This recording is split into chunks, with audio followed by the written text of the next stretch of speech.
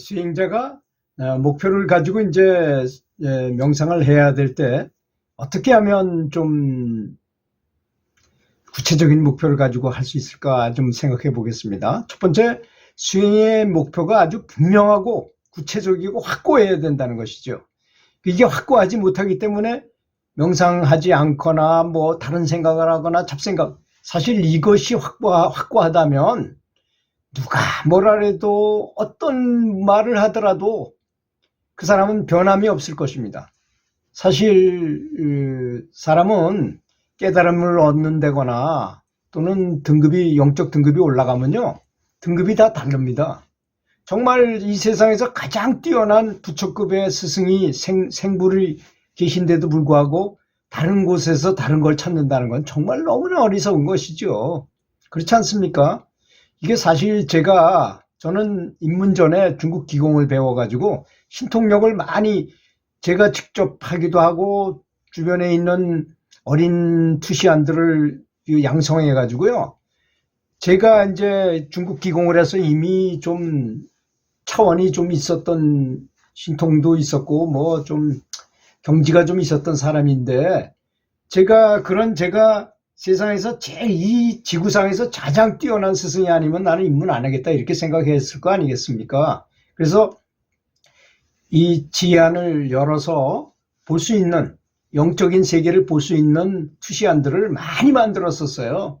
그래가지고 스승을 2년 동안이나 의심했어요. 이분이 정말 확실히 깨달은 분인가?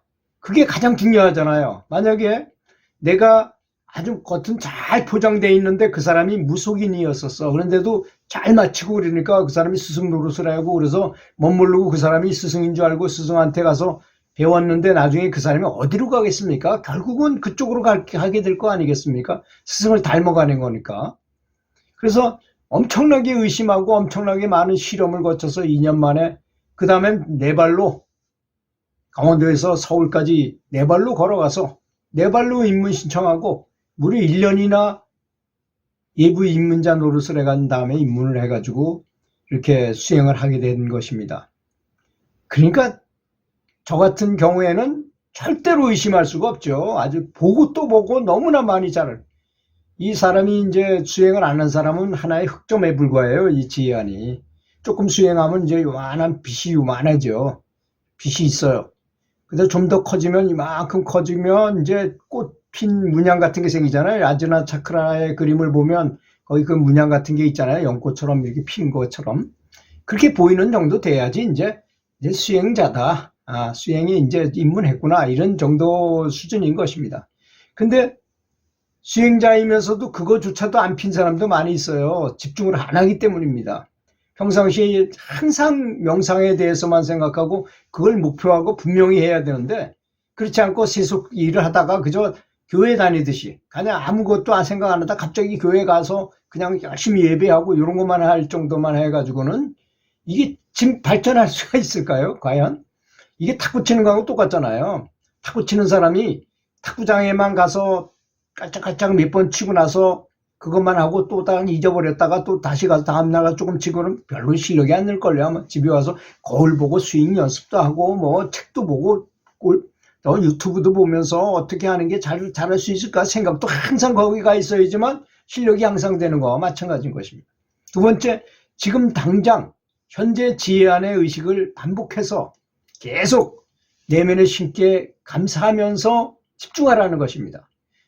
이 감사라는 것이 굉장히 중요하다고 저는 생각하거든요. 그 불교에서는 이 연불 할 때 귀한, 부처님에게 귀의한다는 말을 쓰잖아요. 그 말이 무슨 말일까요? 아주 깊이 감사하다는 말하고 좀 비슷한 것 같은 느낌이 들어요, 저는. 그래서 아주 그 귀의란 말은 좀 돌아가서 의지하는 것이니까 뭐 하여튼 의지하고 그분을 따르고 존중한다는 의미가 아니겠습니까? 그러니까 아주 크게 감사하는 거죠. 감사하면서 연불을 하거나 기도하면 훨씬 더 효과가 좋더라고요. 제가 해보니까. 저는 사실 그 기공이 열린 사람이기 때문에 제가 이렇게 감사하면 에너지가 이만큼 모였다가 이렇게 강해진다는 걸 저는 느껴요.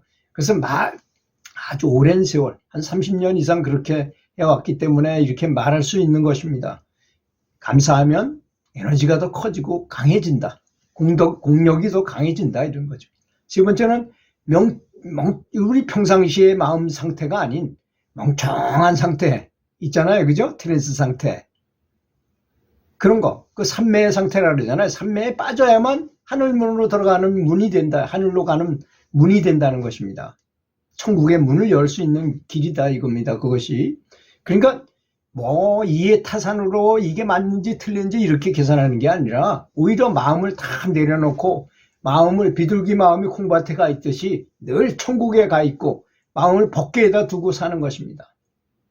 트랜스 상태로 가야 되는 거예요. 오히려 나는 다 버리고 내 안에 있는 자성불이 깨어나서 그가 스스로 명상하고 그가 스스로 염불하게 만드는 것, 이게 진정한 명상이기 때문에 그런 거죠.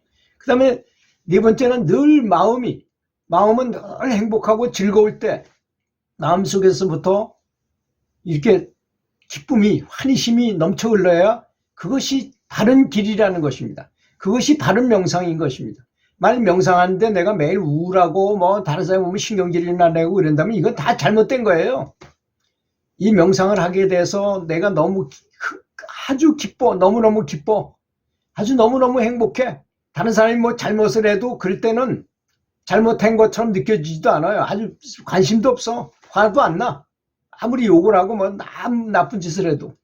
그런 상태가 정상이라는 것입니다. 진짜 꼭 바보와 같이. 저는 좀 뇌가 지체하신 분들 있잖아요. 그런 분들이 모임에 토요일마다 이렇게 모여서 하는 것에 거기 가서 이제 강사 노릇을 해가지고 강의도 해주고 노래도 같이 불러주고 뭐 이런 걸 했었는데요. 그러면 약간 정신이 지체하신 분들을 만나잖아요. 거기는 뭐 할머니도 있고 아줌마도 있고 아가씨도 있고 젊은 애들도 있고 그래요.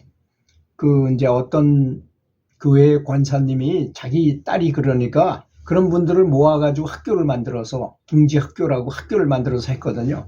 근데 이 세상에서 그래서 그분들 만나는 것처럼 행복한 시간이 없어요. 그분들은요 아주 흉어물이 없어. 너무나 순수해. 그럼 정말로 반가운 표시를 합니다. 우리는 만나면 저놈이 나를 어떻게 생각할까? 나 혹시 밉보이는 거 아닌가? 뭐 별로 생각을 다 하잖아요. 그분들은 그렇지 않아요. 반가우면 정말 반갑다고 순수하게 하더라고요. 그때 참 그분들하고 만나서 이렇게 대화하고 하는 것이 정말 천사들을 만나는 것 같은 느낌이 들더라고요. 그런 분들은 절대로 암에 안 걸린다는 그런 말이 있잖아요. 확실히 안 걸립니다. 그 사람들은. 왜? 근심 걱정이 없어요. 또 배척하는 것도 없고 미워하는 것도 없고 그런 게 없으니까 항상 싱글벙글 웃으니까 그런 것 같아요. 다음 다섯 번째는 집중이 잘 된다면 잠자면서도 계속 명상해가지고 이 자는 것도 아니고 안 자는 것도 아닌 그런 상태에 몇 달간이라도 지날 수 있도록 해야 된다는 것입니다. 그런 상태에 빠져야지만 잠잘 때도 명상하고 있는 거예요. 그렇게 하려면 여러분들 굉장히 어려울 것 같지만 마음을 아까 제가 얘기한 것처럼 늘 거기다 갖다 두고 하면요. 그렇게 될 수 있어요. 그게 뭐 그렇게 어려운 거 아니에요. 그 대신 마음을 늘 거기다 둬라. 뭐 강하게 집중하고 뭐 세게 집중하고 이게 아니고 마음을 늘 거기다 갖다가 붙여놔라. 마음을 늘 갖다 거기다 둬라 이겁니다. 비둘기 마음이 콩밭에 가 있다는 건 뭡니까? 비둘기가 다른 일도 많이 날아다니기도 하고 뭐 해야 되지만 마음은 늘 콩밭에 비둘기는 콩을 제일 좋아해요. 그래서 제가 콩을 심어 보니까 검은 콩을 심어가지고 이렇게 놔두니까 이놈들이 어떻게 귀신같이 알고 그걸 파먹어요. 그래서 계속 지켜야 되더라고요. 그래가지고 그놈이 파먹고 콩 나왔는데 거기는 비었으면 거기다 또 콩알을 집어넣어서 또 싹이 나오게 만들어야 되더라고요. 그렇게 비둘기 마음이 콩밭에 가 있어요. 그놈들은 그것만 생각하는가 봐요. 그렇게 생각해야 된다는 거죠. 그 다음에 잠들기 직전에 그렇게 잠이 들었다면 잠에서 깨는 즉시 계속 집중 상태에 있었구나 하면 그 밤새도록 한 거거든요. 제가 중국 기공에도 이런 게 나와요. 공법에 아주 나와요. 거기에 그걸 터득하지 못하면요 절대로 고수가 될 수 없더라고요. 기공에서도.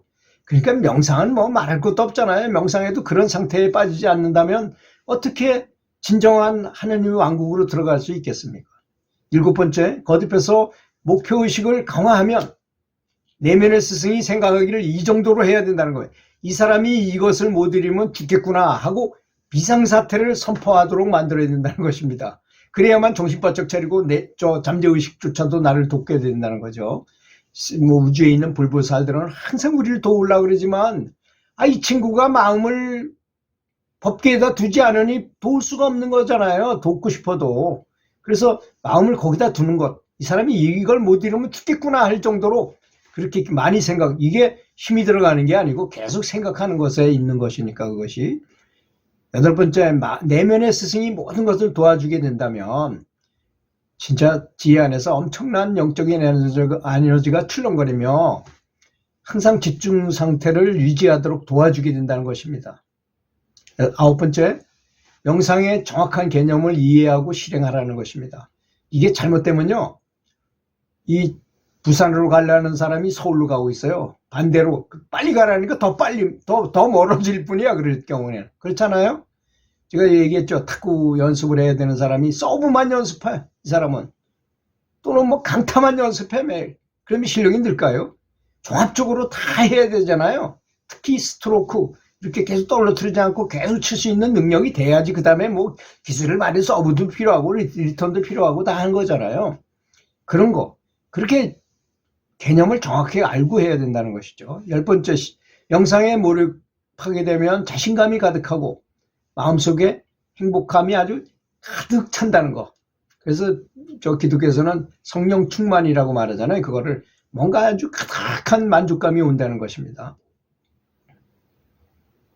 점차 과수욕이 사라지고 그렇게 되면 호흡이 편안해지고 혈액순환이 순조롭고 내분비작용이 원활해진다는 것입니다. 내분비작용이 전혀 다른 사람이 되니까 거듭났다고 말하는 거거든요. 호르몬 변화가 온다는 거죠, 말하자면. 12번 마지막입니다. 알코올 중독에 걸린 사람이 술만 안 먹으면 이 사람은 힘을 못 써. 그런 것처럼. 또 첫사랑할 때 이성이 얼마나 생각나고 그렇습니까? 그때처럼. 신의 노예가 되어 매사에 헌신적인 태도로 변화하게 된다는 것입니다.